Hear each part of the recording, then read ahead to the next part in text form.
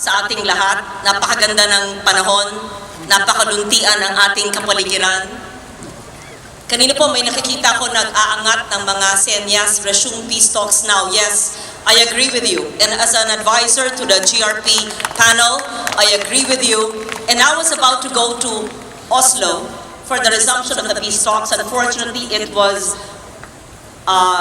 suspended for the meantime, but I am one with you and I will help push for the immediate resumption of the peace talks, ang ating usaping pangkapayapaan na sa nakaraang 20 taon ay ang kaser o yung mga socio-economic reforms na hinihiling ng ating mga kapatid sa kaliwa ay naisabatas ko na po ang marami dyan at napopondohan sa ilalim ng ating General Appropriations Act. In fact, ako po ay nasumite ng isang memo sa GRP at NDFP panel 2 years ago na nandun nakasaad lahat nung nagawa ko mula 1998 hanggang sa ngayon at mga polisiya at programa ng gobyerno na hinihiling nila pagkatapos ng peace talks na ginagawa na po ng gobyerno ayon sa ating batas. Maraming salamat. Ngayon babasahin ko ng aking speech.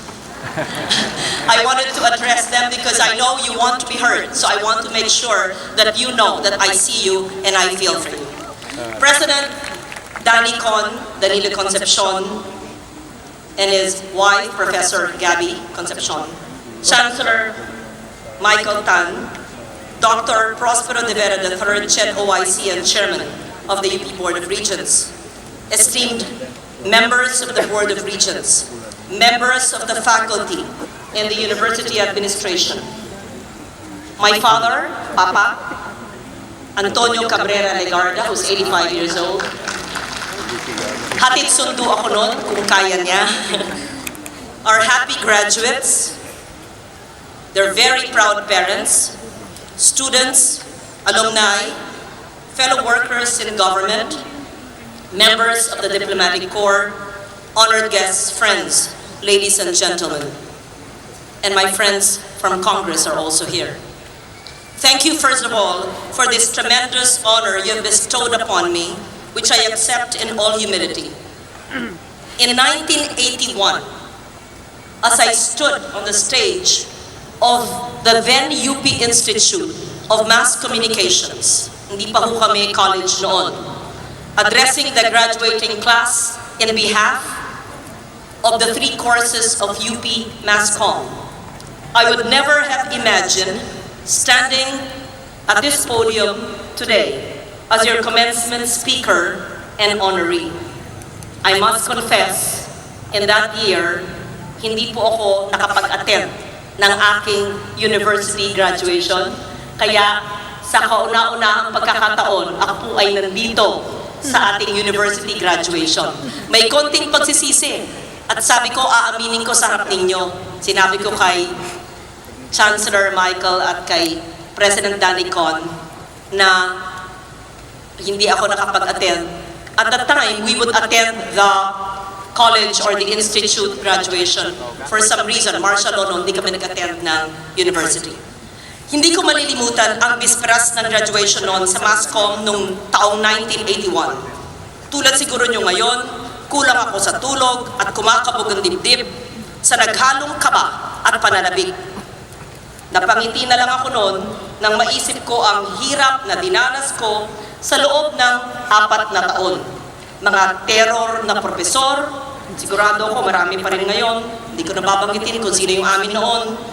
Walang katapusang exam at requirements, paghahabol ng klase mula sa UP, Masscom Building, papuntang Palma Hall, takbo sa gym para sa PE, sa main library ang tambayan ko, at balik na naman sa Masscom. Karipas para makahabol sa 15 minutos na palugit sa pagitan ng mga klase. Meron pa ba kayo ng 15 minutes? Pero ako noon, dahil tinawag na nilang nerd, naghihintay hanggang 16 minutes para ako na lang maiwan sa klase at magbubuhat ng mga libro ng aking guro o profesor hanggang sa faculty center. Totoo yun. Kaya minsan kinaiinisan daw, corny at nerd. At karipas para makahabol sa ikot jeep. Alam pa ba ninyo itong mga sinasabi ko? Siguro naman, sa palagay ko.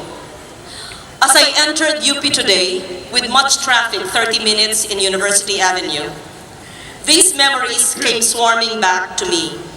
And looking at Quezon Hall and seeing our beautiful and magnificent oblation, I realized that despite the passage of nearly 40 years, some things about UP never change.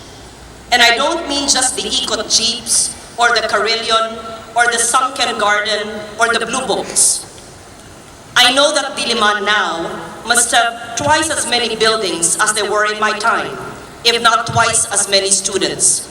And where we all had to carry heavy books and stacks of note cards, most of you got by through college using just your mobile phones and perhaps Macs or iPads, if you have. Where we had to camp out all night, nakahilera, to get the best professors and the best schedules, and in line for our class cards, you register online and get your grades online. Things change and things move forward as they should. Hindi natin mapipigil o dapat pigilin ang pagbabago sapagkat likas ito sa buhay ng tao at sa buhay ng isang pamantasang. Ang pamantasang hindi sumasabay o nangunguna sa pagbabago ay tiyak na mapag-iiwanan ng kaalaman at ng kasaysayan. Ngunit may mga bagay sa UP na hindi maaaring magbago magpakailanman. Tulad ng inyong napiling tema para sa taong ito. Pangunahin na dyan ang paglayang minamahal, ang paglaya ng kaisipan, ang paglaya ng pamamahayag, ang paglaya mula sa kahirapan, sa kamangmangan at sa kaapihan. UP would not be UP if it were not to remain the bastion of intellectual inquiry and academic freedom in this country. UP would not be UP if we were to devote ourselves to anything less than service to the people, in whatever form. UP would not be UP if it did not dare to lead, to be different, and to excel. Ito po ang aking nararamdaman ngayong umaga nang muli kong pasukin itong pinakamamahal kong campus. Hindi lamang gumaan ang aking loob sa pagkaluntian ng mga puno at sa masayang pagbati sa akin ng mga sunflowers sa University Avenue. Naalala ko kung bakit. Sa kabila ng katotohanan, ang aking ama ay Atenista at ang aking mama, yumaong mama, ay taga-Assumption. Ako po'y nagpasya na akong magkokoleyo sa UP. And I confess, tumakas pa ako para mag-exam sa UP dahil ayaw ng aking magulang. At sa UP lamang. Sapagkat bata pa man ako, ay batid ko nang sa UP lamang ako magkakaroon ng lubusang kalayaang mag-isip. At ang diwang ito ng paglayang minamahal ang dumaloy sa aking pagkatao kanina. Tila bata na naman akong sabik na mag-aral at matuto, na makihalubilo sa mga kaklase na nagmula sa magkabilang dulo ng kapuluan, na maglakad ng nakayapak sa damuhan. Ito ang nararamdaman ng bawat tunay na anak ng Diliman o ng UP Manila o Los Baños, Visayas at saan pa man may UP ngayon. Tulad ng ating madalas sambitin, malayong lupain, amin mang marating, di rin magbabago ang damdamin. Ako po, si Lorna Regina Bautista Legarda, student number 7709178. Memoryado ha, hindi ko kailangan tumingin sa notes. Saan pa man ako nakarating, ay hindi rin nagbago ang damdamin.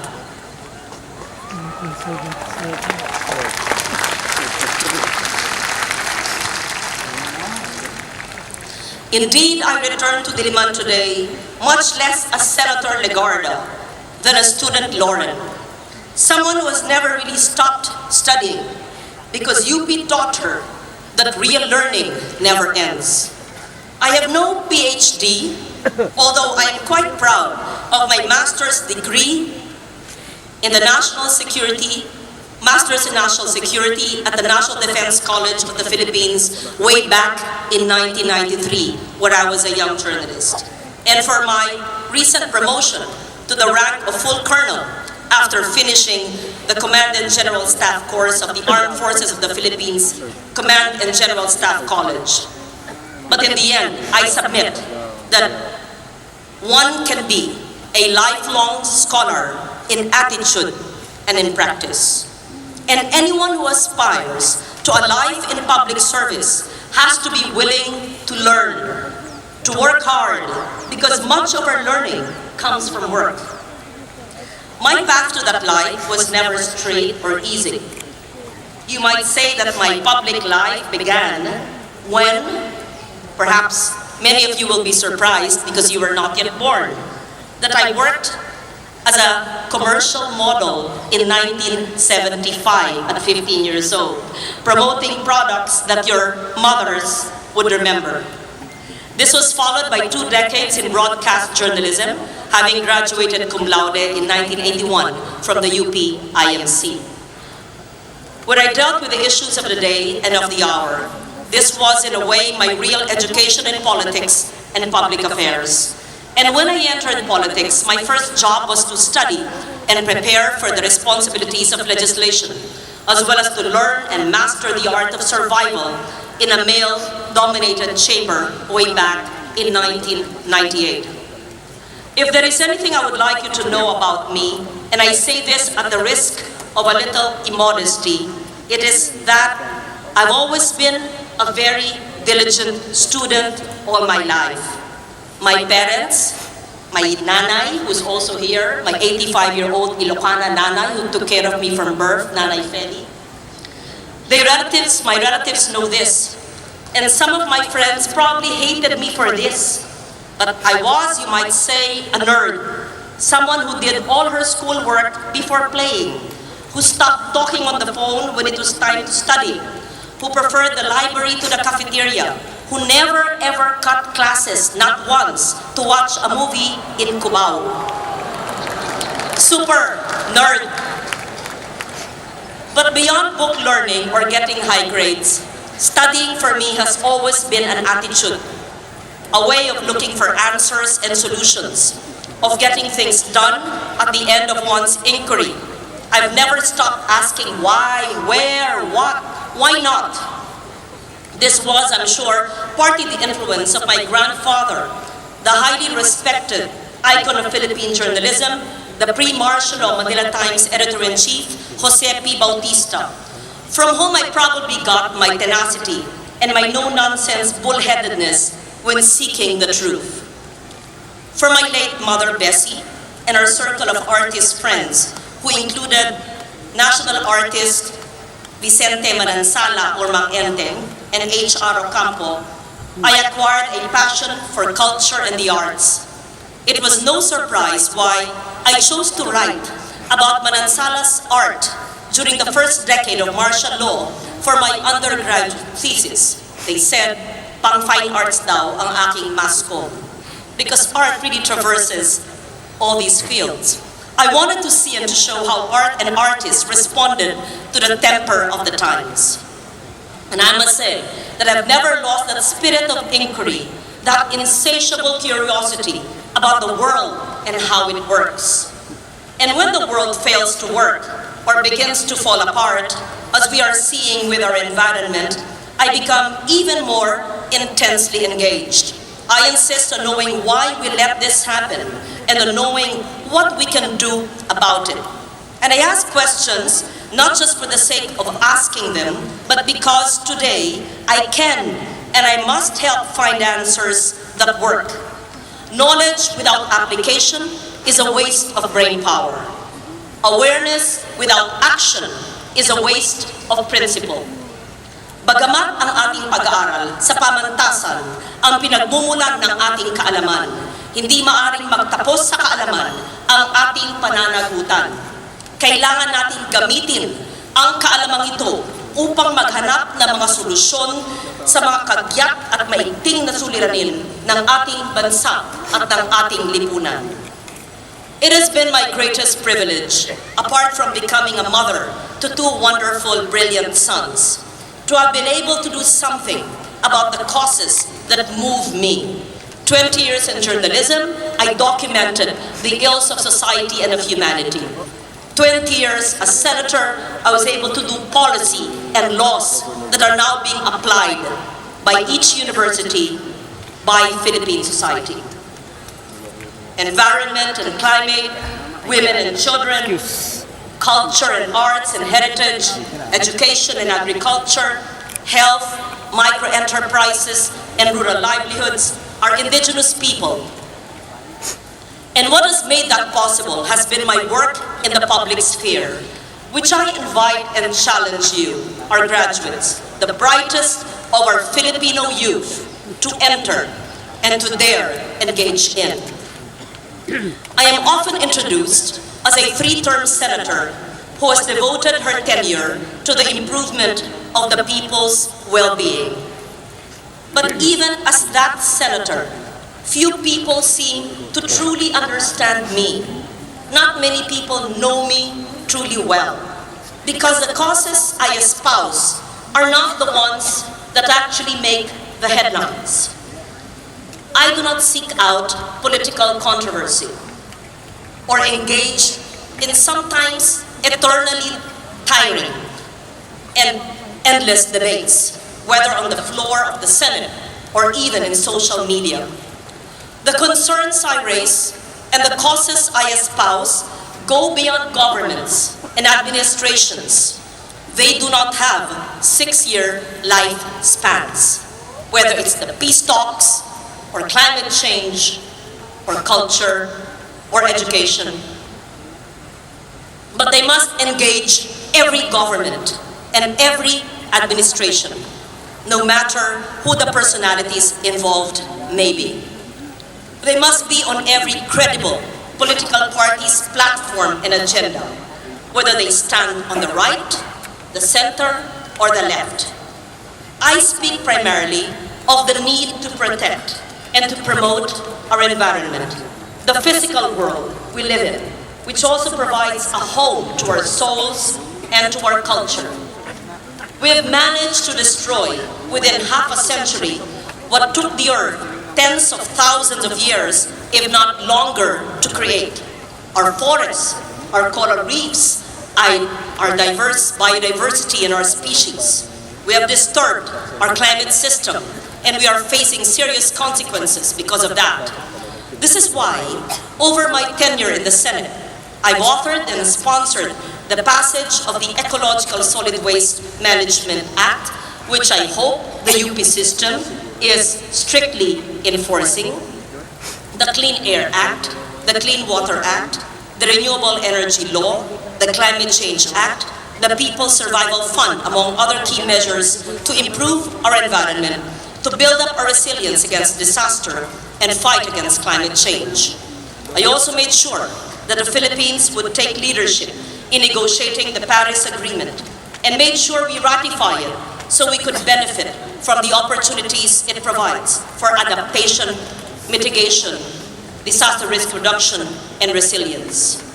I speak of the need to protect the weak, the dispossessed, and the marginalized in our society.